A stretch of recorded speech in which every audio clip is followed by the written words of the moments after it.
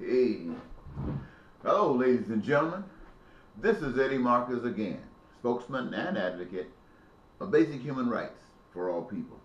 So glad to be able to take advantage of this moment to say hello to you.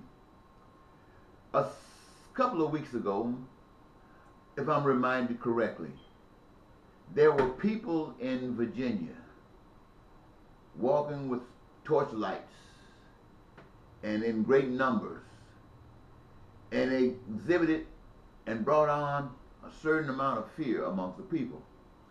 And they were saying statements like, whose streets? Our streets.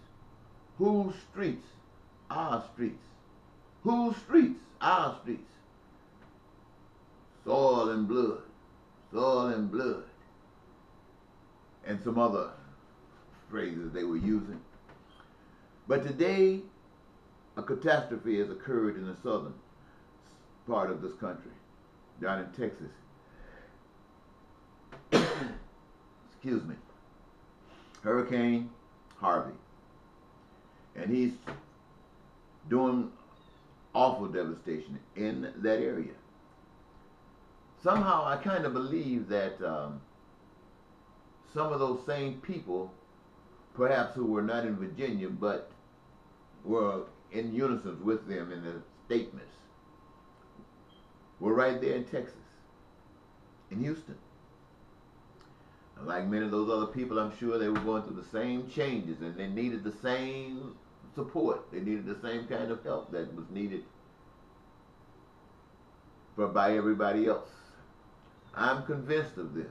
I'm also convinced that they didn't care who came to help them.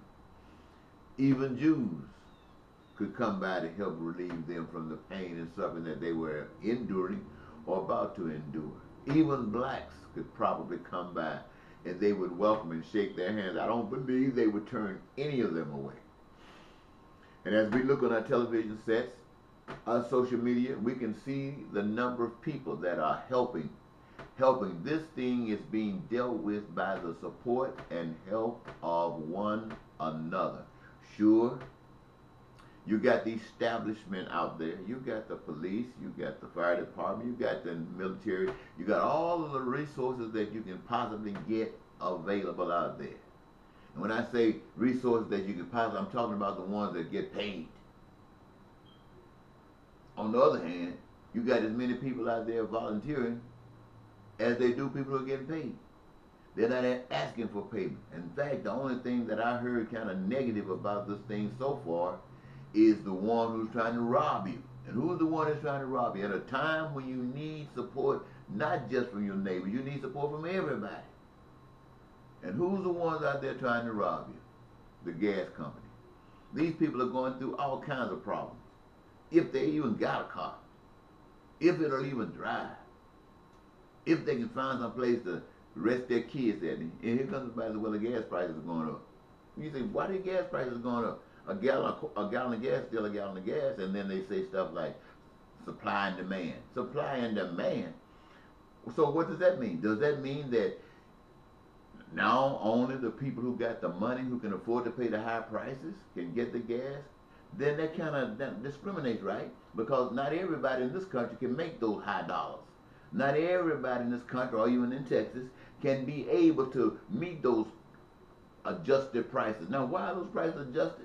Is it to keep poor people who don't have that money from getting the gas? Or is it to make sure that those who invested in these oil companies don't lose a thing, even though all of these problems are going around and people are helping one another? There's still somebody digging their hands in your pocket to protect those who are invested, protect those who got money. Well, that seems like that's the way to me. But if it's true, it is a very, very sad statement. And as far as I'm concerned, it is true. But the reason that I wanted to make a comment on what's going on right now is because I have been doing for 45 years, 40 years, saying to the people that we can do what we are doing today all the time. In other words, a catastrophe occur, everybody's ready to dove in and give their hands. Why not do that before the catastrophe occurs? Which might prevent some of those things from occurring.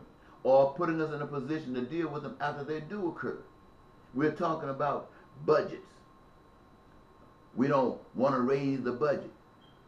I'm asking you, ladies and gentlemen, when you start talking about we don't have food here, we don't have this, the money is not there. The money is not there. The money is not there. Now check this out. You got the resources and you got the labor. You willingly got the labor. You see the people out there volunteering?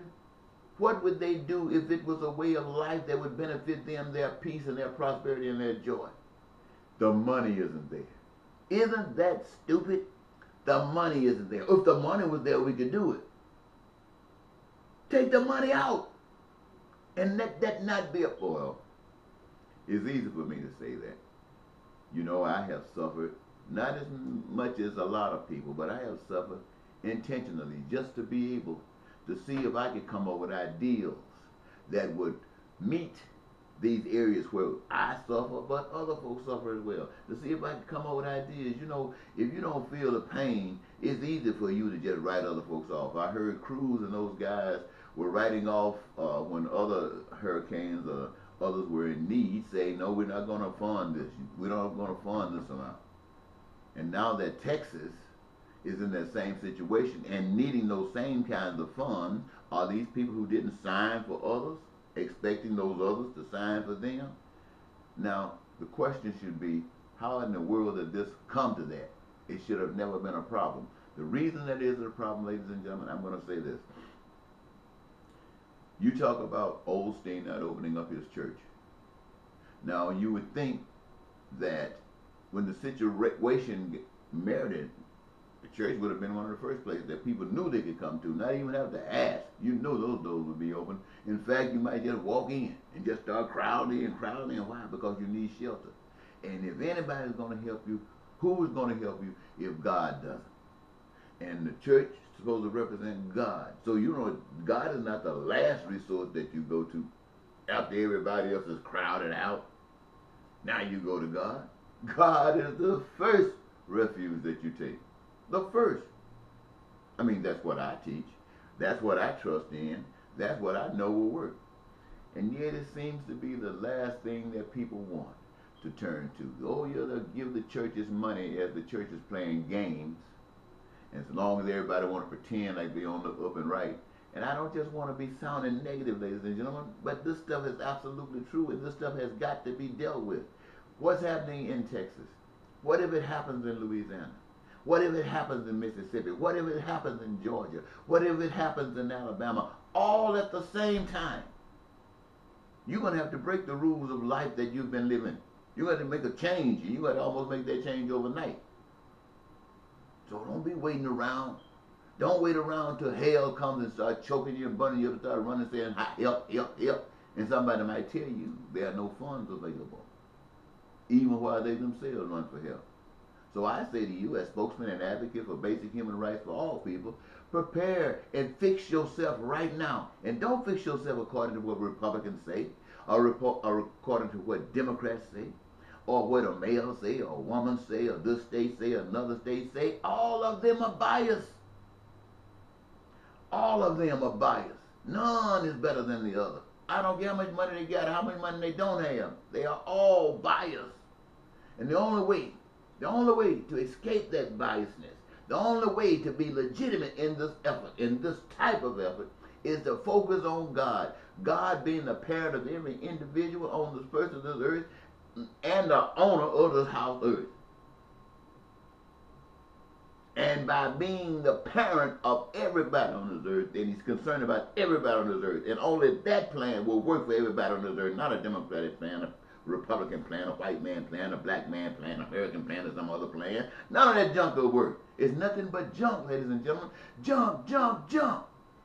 So when I ask you to try God, I'm not even asking. I know so many people don't believe in Jesus Christ and other whole biblical stuff. That's on you. If you don't believe it, that's okay. I ain't got nothing to do with that. I'm not trying to save your soul. I'm trying to save your life. So what I'm saying to you is this.